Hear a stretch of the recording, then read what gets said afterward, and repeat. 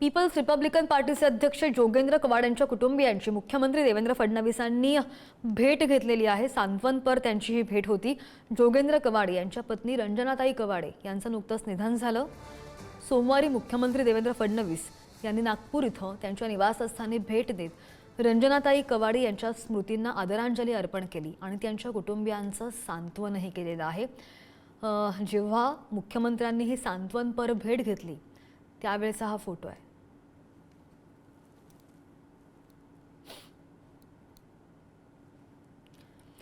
People's Republican पार्टीचे अध्यक्ष जोगेंद्र कवाडे यांच्या कुटुंबियांची मुख्यमंत्री देवेंद्र फडणवीसांनी सांत्वनपर भेट घेतलेली आहे। जोगेंद्र कवाडे यांच्या पत्नी रंजनाताई कवाडे यांचं नुकतंच निधन झालंय आणि त्यामुळे त्यांच्या स्मृतींना आदरांजली अर्पण करण्यासाठी मुख्यमंत्र्यांची ही भेट होती।